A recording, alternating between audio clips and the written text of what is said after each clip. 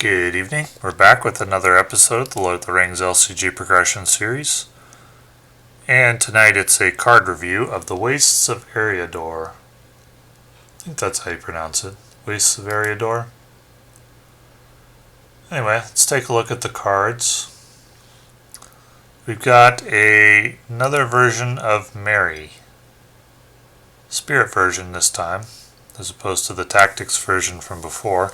6 threat. 6 threat is good. 2 willpower. 1 attack, 1 shield, 2 health.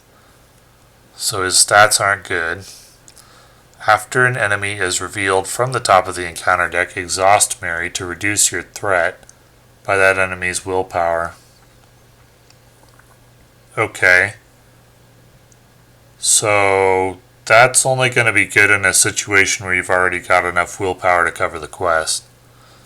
Otherwise, it's functionally not going to do anything against a 2-threat enemy. Because you would just exhaust Mary, be unable to commit him to the quest, and then you take threat equivalent to the difference anyway. So in a situation where you've got enough willpower out there already, I kind of think the only reason this hero exists is for his low threat, for a low threat option for Spirit. But Spirit's already got Glorfindel. I guess if you want low threat and you're worried about Glorfindel adding threat when he quests, you could use this version of Mary. I don't really think he's offering much else of use, except for his low threat. I don't think his ability is that useful. Though, situationally, I suppose if you get set up with the proper willpower, it could be okay in managing your threat. So I think this is like a secrecy-focused card. A secrecy-focused card focused on starting at low threat and helping you stay there. And I've played Secrecy in the past, but only in decks where it's designed to take advantage of Timely Aid turn 1. So you start right at 20 and you don't really care that you go up after that. So unless there's really good Secrecy cards that come out that reward you for staying at low threat, I don't see myself playing this version of Mary. If I want a low threat spirit hero, I'm always going to play Glorfindel. He's my favorite card in the game. He's super OP. Yeah, that's about all I can say about Mary. It's a low threat option. It could be useful in some fun Hobbit decks, but certainly not like a super powerful must-have hero. Or even an above-average hero, really. So let's move on. Ingold. 3 costs, 0/1/1, 3 health. Ingold gets +1 willpower for each hero you control with at least 1 resource in its resource pool. Well, so it's a late game card, because early in the game you're going to have a need for your resources.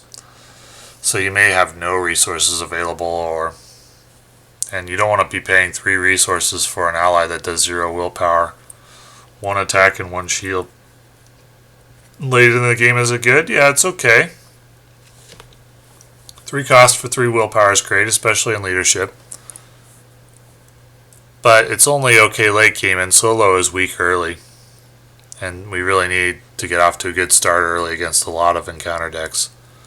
So I don't think this card's very good in solo, due to its not being very good early. Rallying Cry, 2 cost. After an ally leaves play, add it to its owner's hand instead of placing it in the discard pile. Valor action. That's something we haven't seen before. That means this action happens if your threat is over 40.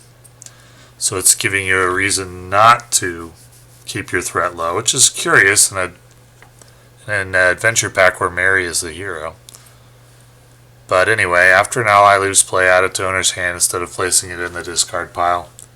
Valor action until the end of the phase, add each ally that leaves play to its owner's hand instead of placing it in the discard pile. Well, I don't build decks to have allies leave play a lot.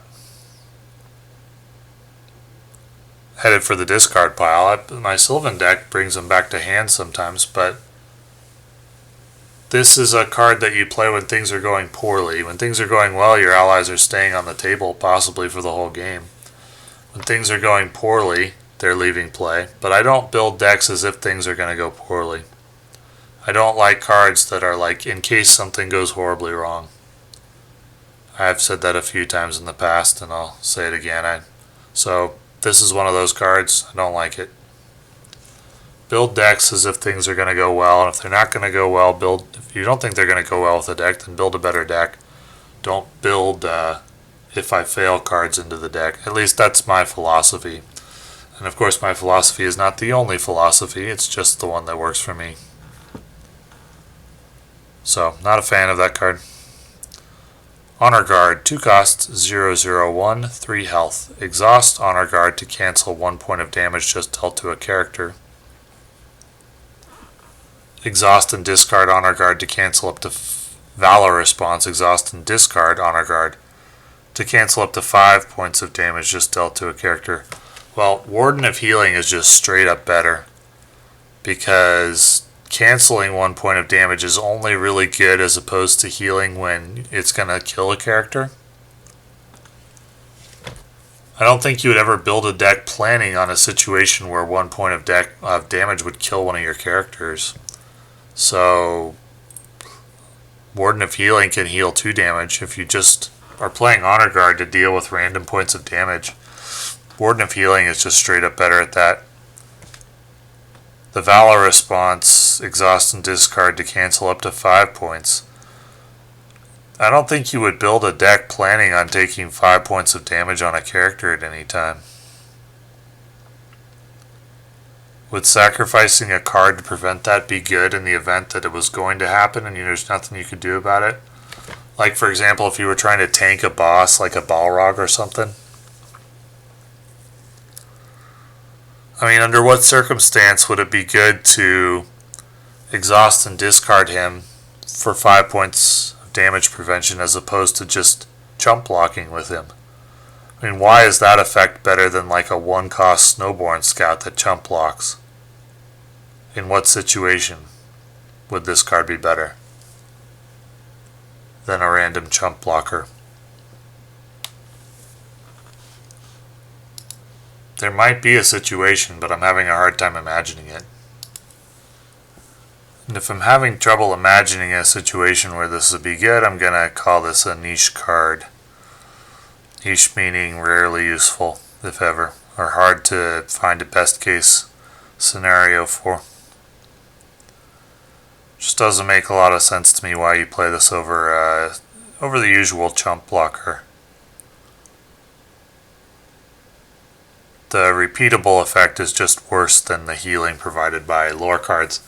And I think the reason for that is because it's off sphere, and I don't like cards that are undercosted because they're off sphere. And so far the 2 Valor actions that we've seen are like if something goes horribly wrong effects, which I'm not a big fan of. Raven-Winged Helm, 2 cost, attached to a hero with Sentinel. Limit 1 per hero. Exhaust Raven-Winged Helm to cancel 1 point of damage just dealt to attached character. Well, my current favorite hero for defending is Baragond. This would play for free on him. However, his shields are so strong he rarely gets points of damage dealt to him. In fact, when I'm including him, it's usually with Gondorian Shield, and he's up to 6 shields with that, and almost nothing ever gets through his shields. So this would be redundant, probably, in terms of preventing damage. It's outclassed by Gondorian Shield. Would it be good on a hero with Sentinel that's not Baragond and doesn't have Gondor? It's worse than Gondorian Shield, because Gondorian Shield cancels 2 damage for 1 instead of 1. I mean, I suppose if you got treacheries that are dealing a lot of random damage, so I guess this does have a use. It's not going to be very common, though. A niche card. A niche card because it's outclassed by other ways to do the same effect. unless you're specifically looking to cancel damage and not block it from an incoming attack. But that's not going to be very common. And this card costs a lot for its effect. I'd rather it cost 1.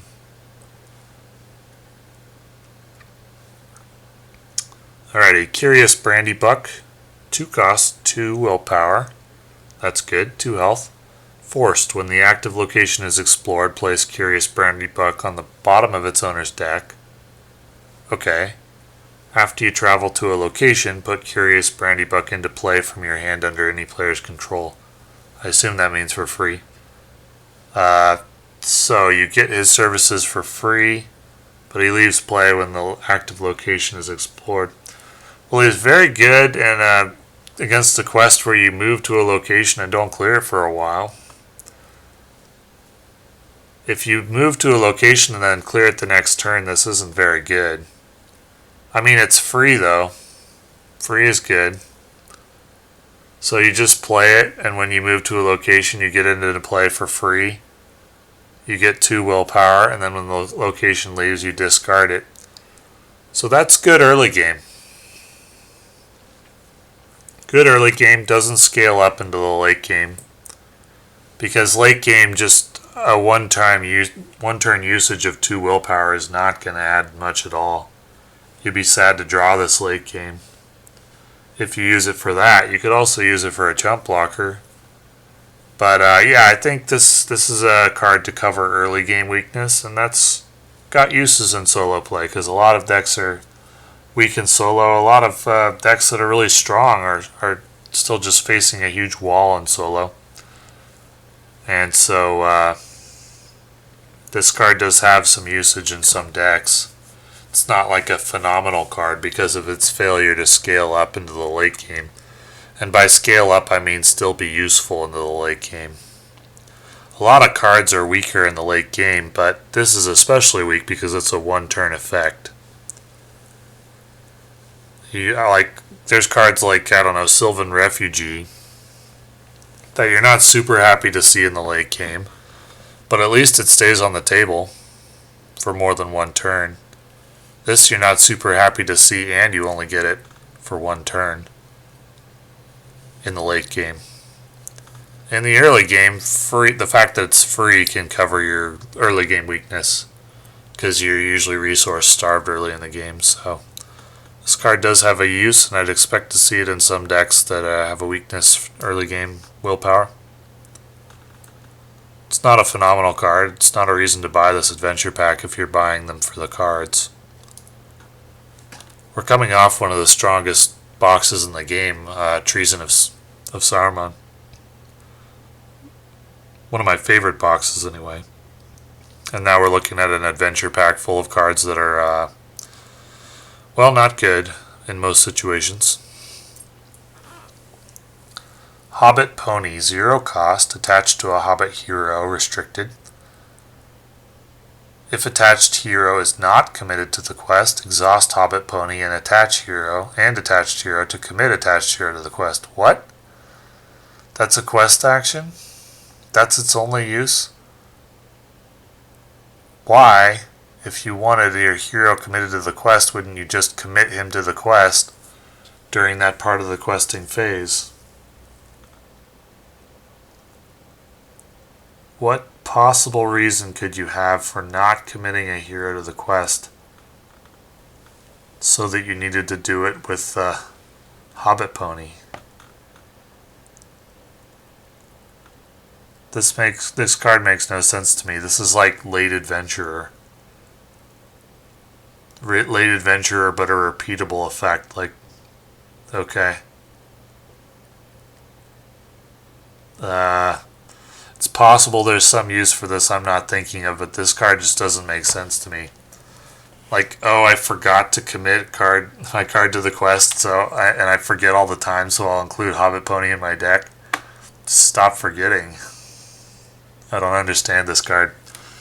So yeah, I don't think it's good. Can't imagine a situation where I'd play it. But it's possible there's some like very specific challenge that's going to come up in an encounter deck that this makes sense for, I suppose. We'll see.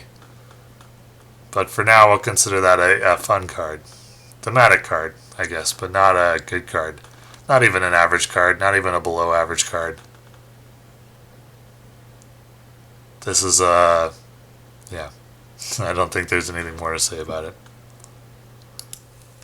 So, East Road Ranger, 3 cost, 1/1. East Road Ranger gets +2 willpower while committed to a side quest. So far, side quests haven't been that common. In the event that it is committed to a side quest, it's pretty good. 3 cost for 3 willpower is good. But at other times, it's not good. It's not going to be doing much. It's 2 combat is okay, but yeah, I guess you're playing it for the willpower, right? I mean, you wouldn't play this probably for the attack power. There'd be other cards that are better for that. Although lore can be a little weak there. But still, I guess this card costs too much for an effect that's not going to be in place all the time. And I guess the reason is because it's lore, and usually the questing sphere is tactics. Not tactics, spirit. Wow, this adventure pack has a lot of cards that are either extremely niche, off sphere, or just not good. Alrighty, scout ahead. Side quest, 0 cost, takes 4 progress. Limit 1 per deck. When this stage is defeated, the first player searches the top X cards of the encounter deck for 1 non-objective card worth no victory points and adds it to the victory display. Put the remaining cards back in any order. X is the number of players in the game plus 4. So for a solo player, you have to make 4 progress on this, and you don't make any progress on the main quest. And then you look at the top 5 cards of the encounter deck and put 1 of the cards that's worth no victory points in the victory display. Well, that can make a difference for the hero that's coming in the next adventure pack, Rawseal. Is that worth it, spending a turn on this to remove 1 encounter card from the top 5? I mean, in a situation where the 1 encounter card that you remove was going to take you a turn to deal with anyway, it might be, but there's not a lot of cards like that if you get set up properly. Usually the cards that come don't take you a full turn to deal with. You might even be able to deal with it and accomplish the objective you're trying to for that turn. If you've built your deck well, or if you've had some good luck or whatever, you know. That's what you're going for, is an enemy comes out and then you engage it and kill it and still make progress on the quest in the same turn. This delays you for a turn. It defeats a card. But the 1 turn delay is like only going to be useful when things are going poorly. Because when things are going well, you're going to be able to deal with the encounter cards and continue to make progress on the main quest at the same time. And this allows you to deal with 1 encounter card, but no progress will be made on the main quest because you'd be side questing. And so this is a card for when things are going poorly. Another one in this adventure pack. Now, we might be talking about this card differently after we talk about Rawseal in the next adventure pack. Or I don't think I'm pronouncing her right, but hero from the next adventure pack. Or it could be 2 packs down the line, but I think it's the next one.